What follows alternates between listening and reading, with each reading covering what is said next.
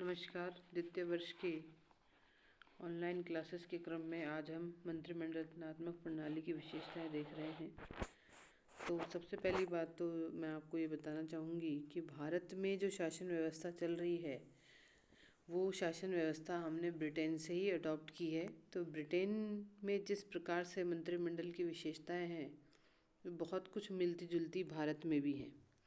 तो अगर हम उसका कंपैरिजन करते हुए चलेंगे तो समझने में ज़्यादा आसानी होगी। तो सबसे पहली विशेषता है कि सम्राट मंत्रिमंडल की बैठकों से बाहर है। ब्रिटिश मंत्रिमंडलीय प्रणाली की पहली विशेषता यह है कि राजा मंत्रिमंडल की बैठकों से बाहर रहता है। वह मंत्रिमंडल की बैठकों में भाग नहीं लेता। राजा प्रधानमंत्री को नियुक्त करता है। प्रधानमंत्री द्वारा नियुक्त मंत्रिमंडल को राजा अपना मंत्रिमंडल नियुक्त कर देता है। तो एक तरीके से देखा जाए तो जो सम्राट है वो मंत्रिमंडल की बैठकों से बाहर है। फिर नंबर 2 है टोली की भावना। मंत्रिमंडल एक टीम के समान कार्य करता है। यदि शासन को अपने कार्यों में सफलता मिलती है तो पूरी कैबिनेट को उसका श्रेय मिलता है, उसकी प्रशंसा होती है। और यदि इसके विपरीत यदि सरकार की नीतियां गलत साबित होती हैं तो पूरे मंत्रिमंडल की निंदा की जाती है। और कॉमन सभा में अविश्वास प्रस्ताव पारित होने पर मंत्रिपरिषद के सभी सदस्यों को एक साथ त्यागपत्र भी देना पड़ता है। इस प्रकार से ये कहा गया है, ये एक उक्ति वहाँ के लिए प्रचलित है कि मंत्रीगण एक साथ तैरते हैं और एक साथ डूबते हैं। और साथ ही ये भी कहा जाता है प्रत्येक के लिए सब और सब के लिए प्रत्येक, all for each and each for all. यानी एक टोली की भावना है जिसके अंदर सभी लोग एक साथ कार्य करते हैं और एक कार्य के लिए सभी लोग जिम्मेदार भी होते हैं। नंबर 3 है गोपनीयता।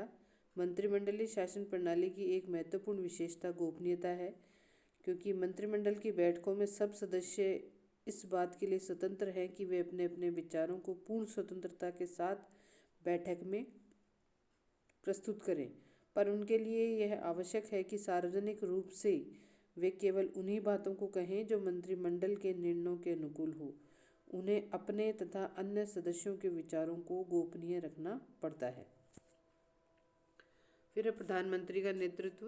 प्रधानमंत्री मंत्रिमंडल का नेता होता है। यद्यपि सभी मंत्री समान पदी हैं तथा उनके अधिकार भी समान हैं, फिर भी प्रधानमंत्री का स्थान विशिष्ट होता है। वे सब मंत्रियों में प्रमुख समझा जाता है। अन्य मंत्री अपनी बात का सम्मान करते हैं और वह बराबर वालों में प्रथम होता है। मतलब उसकी स्थिति है कि सब लोग बराबर हैं, उनमें जो फर्स्ट है वो वाली स्थिति उसकी होती है। फिर है राजनीतिक सजातीयता।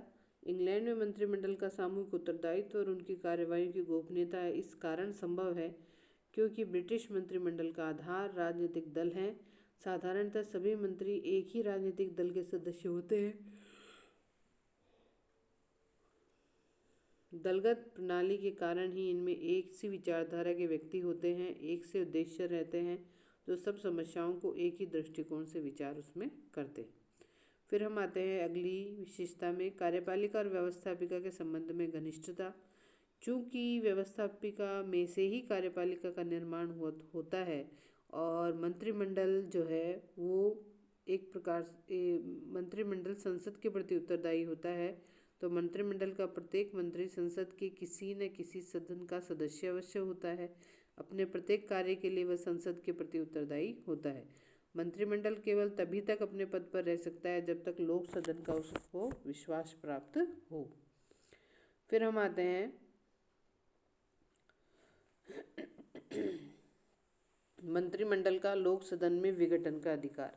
मंत्रिमंडल को यह अधिकार है कि मतभेद के समय वह लोक सदन को विघटित करा सकता है। अपने किसी कार्य के लिए यदि मंत्रिमंडल संसद का विश्वास प्राप्त न कर सके या मंत्रिमंडल द्वारा प्रस्तुत किसी विधेयक को संसद पारित न कर सके और यदि मंत्रिमंडल यह समझे कि उसे राष्ट्र का समर्थन प्राप्त है तो वह लोक सदन को भंग करा के पुनः निर्वाचन करा सकता है।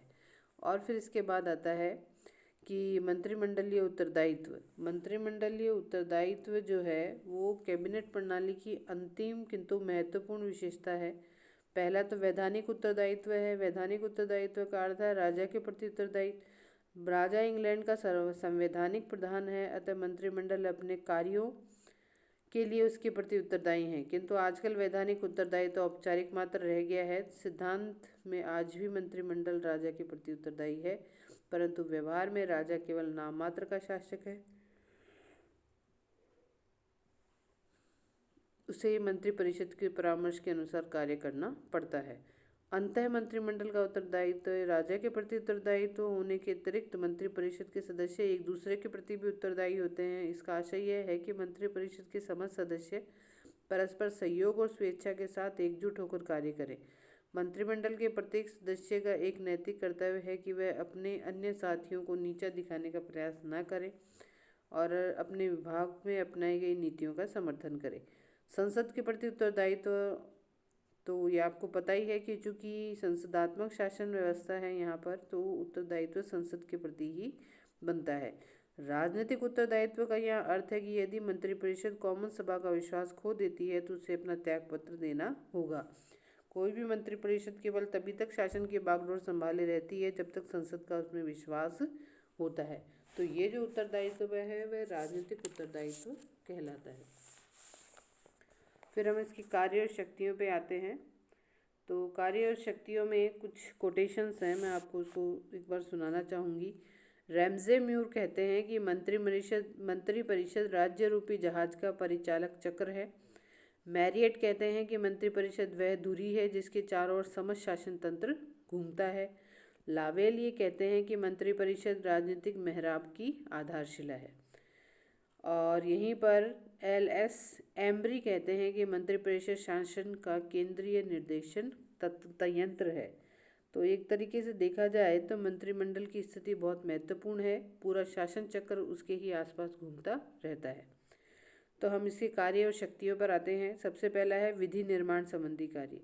यद्यपि सैद्धांतिक रूप से कानून बनाना संसद का कार्य है, तथापि आजकल यह कार्य मंत्रिपरिषद द्वारा छीन लिया गया है। लावेल के शब्दों में इनका कहना अतिशयोक्ति नहीं होगी कि वर्तमान समय में मंत्रिपरिषद ही संसद की मंत्रणा सम्मति और विधि निर्माण का कार्य करती है।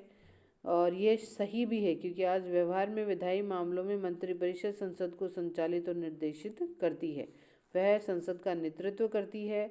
मंत्रिपरिषद को यह निश्चित करती है कि संसद की बैठकें कब बुलाई जाएं, कब उसे स्थगित किया जाए, कब उसे भंग किया जाए, कब राजा का उद्घाटन भाषण होगा, आगामी सत्र कब आयोजित किया जाएगा। ये सभी कार्य आजकल मंत्रिपरिषद के द्वारा किए जाते हैं।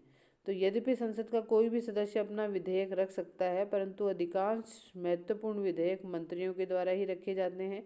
केवल उन्हीं विधेयकों के संसद द्वारा स्वीकृत और पारित होने की संभावना रहती है जिन्हें मंत्रिपरिषद का समर्थन प्राप्त होता है। आधुनिक काल में संसद का समस्त विधायी कार्य मंत्रिपरिषद ही द्वारा ही निर्धारित किया जाता है। इसलिए इसे लघु व्यवस्थापिका लिटिल लेजिस्लेचर भी कहा जाता है। तो इस प्रकार से देखा जाए तो विधायी कार्य का संपादन भी मंत्रिपरिषद के द्वारा ही किया जाता है। फिर है कार्यपालिका संबंधी कार्य।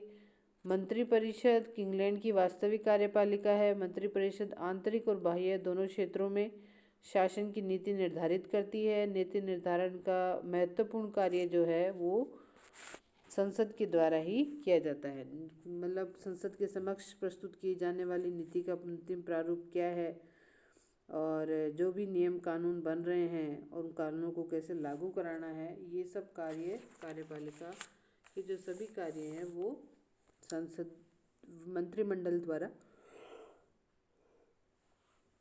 पूर्ण किए जाते हैं। फिर आते हैं वित्त संबंधी कार्य। मंत्रिपरिषद को वित्तीय क्षेत्र में व्यापक शक्तियां प्राप्त हैं। उनका एक महत्वपूर्ण सदस्य वित्त मंत्री संपूर्ण देश के लिए वार्षिक बजट बनाता है, उसे संसद के समक्ष रखता है। आगामी वर्ष में किस मद पर कितना व्यय होगा, इस व्यय के लिए साधन कैसे जुटाए जाएंगे, यह सब वही तय करता है। कौन से नए कर लगाना, पुराने करों को समाप्त करना, उनकी वर्तमान दरों को घटाना या बढ़ाना आदि वित्त मंत्री का ही दायित्व है। इस प्रकार से वित्तीय क्षेत्र में अगर देखा जाए तो मंत्रिपरिषद को अन्य कार्य भी करने पड़ते हैं, जैसे कि ऋण लेने की व्यवस्था करना, यह निश्चित करना कि कौन सा व्यय संचित निधि से और कौन सा व्यय आकस्मिक निधि से किया जाएगा। फिर है न्याय संबंधी कार्य। मंत्रिपरिषद कुछ न्याय संबंधी कार्य भी करता है, जैसे उसके एक सदस्य लॉर्ड चांसलर की मंत्रणा सम्राट प्रमुख न्यायालयों के न्यायाधीश की नियुक्ति करता है। इसी प्रकार गृह मंत्री के परामर्श से ही क्षमादान भी दिया जाता है। इस प्रकार से अगर हम देखें तो जो मंत्रिमंडल है वो कई महत्वपूर्ण कार्यों को संपादित करता है। हमें जो ब्रिटेन में मंत्रिमंडल के रूप देखने को मिलते हैं उसमें सबसे पहला है संयुक्त मंत्रिमंडल, फिर युद्ध मंत्रिमंडल, आंतरिक मंत्रिमंडल और छाया मंत्रिमंडल। सबसे पहले हम संयुक्त मंत्रिमंडल की बात करेंगे। तो कभी कभी कॉमन सभा में किसी भी दल का बहुमत नहीं रहता है, अतः कॉमन सभा का विश्वास प्राप्त करने के लिए कई दलों को मिलाकर सरकार बनानी पड़ती है। इसके अतिरिक्त असाधारण परिस्थितियों में विपत्ति का सामना करने के लिए संपूर्ण देश की एकता आवश्यक हो जाती है, अतः सभी दल मिलकर मंत्रिमंडल बनाते हैं तथा संयुक्त रूप से देश रक्षा में भाग लेते हैं। तो ये जो मंत्रिमंडल है ये संयुक्त मंत्रिमंडल कहलाता है। और इसका निर्माण 1931 में आर्थिक संकट के समय 1940 से 45 तक युद्ध का सामना करने के लिए इंग्लैंड में बनाया गया था। फिर है युद्ध मंत्रिमंडल। युद्ध या किसी विपत्ति के समय जल्दी से निर्णय की आवश्यकता होती है, इसलिए शासन की सर्वोच्च नीति के निर्धारण और शासन के निर्देशन में कुछ मंत्रियों की एक समिति बनाई जाती है और इस विभाग का अध्यक्ष नहीं रहने दिया जाता है। प्राय किसी विभाग का अध्यक्ष नहीं रहने दिया जाता है जिससे वो पूरा समय इस समस्या को दे सके। तो जैसे जिसमें 4-5 मंत्री होते हैं तो ये आपातकाल में नियमों को संचालन बनाते हैं। तो ये 1916 में लॉर्ड जॉर्ज के समय ऐसा मंत्रिमंडल बनाया। 1940 में चर्चिल के समय भी 5 मंत्रियों को मिलाकर एक युद्ध मंत्रिमंडल बनाया गया था। फिर है आंतरिक मंत्रिमंडल। चूंकि मंत्रिमंडल में 15 और 20 मंत्री होते हैं इसलिए प्रधानमंत्री सभी सदस्यों से परामर्श नहीं कर पाता। किसी भी विषय को मंत्रिमंडल में रखने से पूर्व 4 या 6 प्रमुख विश्वास पात्र मंत्रियों से सलाह लेता है। तो ये जो इस प्रकार का विश्वास पात्र व्यक्ति मंत्रियों का जो ग्रुप है ये आंतरिक मंत्रिमंडल कहलाता है, इनर कैबिनेट। फिर है छाया मंत्रिमंडल। विरोधी दल के नेता द्वारा बनाया गया काल्पनिक मंत्रिमंडल छाया मंत्रिमंडल है। विरोधी दल के सदस्य छाया मंत्रिमंडल के माध्यम से विभिन्न विभागों के संबंध में प्रशिक्षित होते हैं और 1937 में क्राउन के मंत्री अधिनियम द्वारा छाया मंत्रिमंडल को अप्रत्यक्ष मान्यता भी मिल गई है। शैडो कैबिनेट कहलाता है। ये चारों जो प्रकार हैं ये हमें ब्रिटेन के संविधान में देखने को मिलते हैं जो कि इम्प्लीमेशन में तैयार हुए हैं। तो ये 4 प्रकार के मंत्रिमंडल हैं। इन पर कई बार शॉर्ट नोट यानी 20 शब्दों का प्रश्न बन जाता है, तो इन्हें भी आप ध्यान से देखिएगा। धन्यवाद।